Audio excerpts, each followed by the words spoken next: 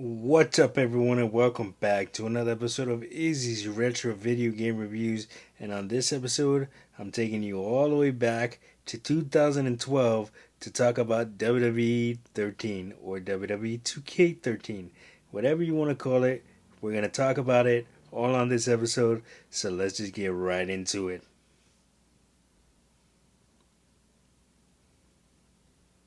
All right, so let's talk about it. WWE 13 or WWE 2K13.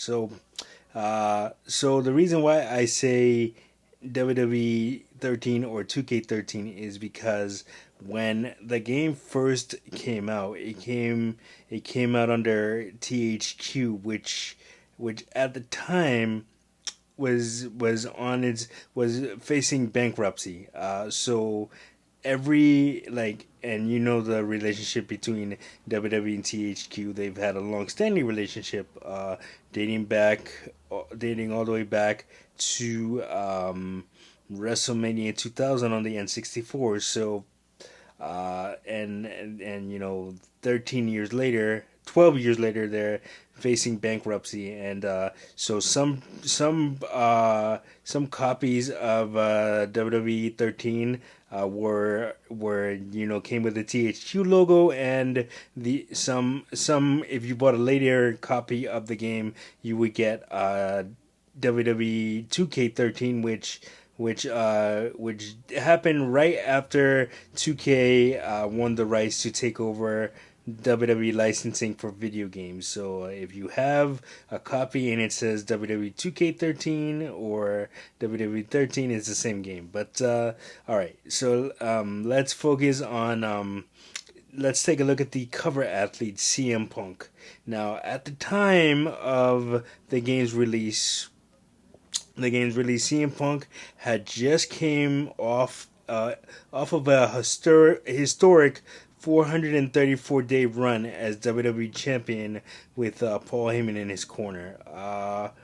Man, and he was the right guy for the cover because year prior to the release of this game, he dropped the infamous pipe bomb, which he expressed his displeasure with the WWE and its management, and how burned out he was feeling, and all the other good gems that he did, that he dropped during the pipe bomb.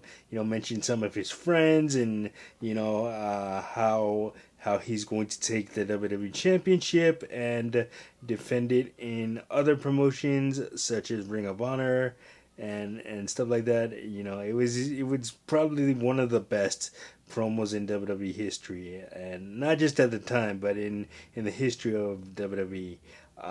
But yeah, so he was the right guy to lead this new era of WWE games, so to speak, because the previous year WWE 12 had came out with new Predator technology, so it was a way of redesigning the controls and re and new audio with to make the mat sounds and then arena sounds more authentic. So WWE was taking on a bold new direction in terms of video games, and CM Punk was the right guy to lead that. And the tagline of the game was "Live the Revolution." So in addition to every major star that was on the roster at the time, you also had some Attitude Era legends. The Cactus Jack, Mankind, you know, uh, Dude Love, Austin, Rock, uh, Undertaker, Ken Shamrock, Brian Pillman. Just the list goes on and on and on. And Shawn Michaels. Speaking of the Attitude Era, that was the focus of the story mode. So you would play through various sections of the Attitude Era. One section highlighted D-Generation X, and the other one highlighted the rivalry between Undertaker and Mankind, and the other one, the another section highlighted the very very Attitude Era center feud featuring Stone Cold Steve Austin and The Rock. So you would have to play through these sections, and then you'd unlock different things, and you know there was in-game cutscenes, not like the not like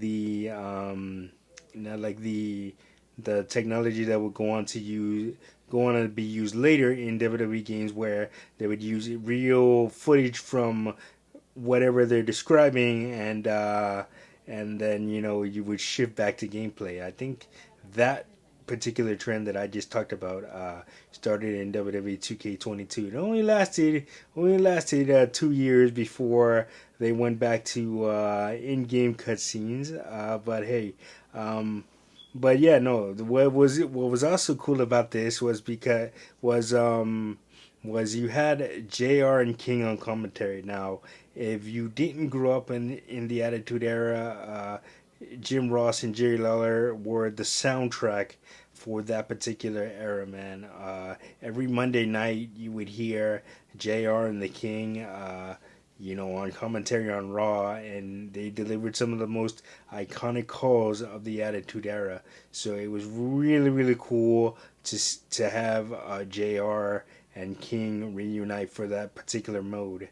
Uh, Although JR wasn't available in exhibition mode, you just had the, I believe at that time it was Jerry Lawler and Michael Cole on commentary in exhibition mode, and all other modes outside of Attitude Era mode. But to hear JR and King, recreate some of their infamous calls, like Undertaker throwing Mankind off the Hell in a Cell and stuff like that. That was a really really nice touch for the game, and major props to THQ and 2K for doing that. But as for me, man, I got this game as soon as it came out. I believe it came out October 28th, 2012. So I got it as soon as it came out, and I just remember ripping it open and just popping the disc in, and just having a lot of fun with it. I like I said, I played the aforementioned Attitude Era mode at least 2 to 3 times. Played through it 2 to 3 times, and then played a lot of exhibition and a lot of universe mode. So definitely a game that I have very very fond memories of. Um, and and man, what a great game it was. The controls might have been a little weird, but still a great game, and I still have my copy to this day. It's a little worn out, but it still works.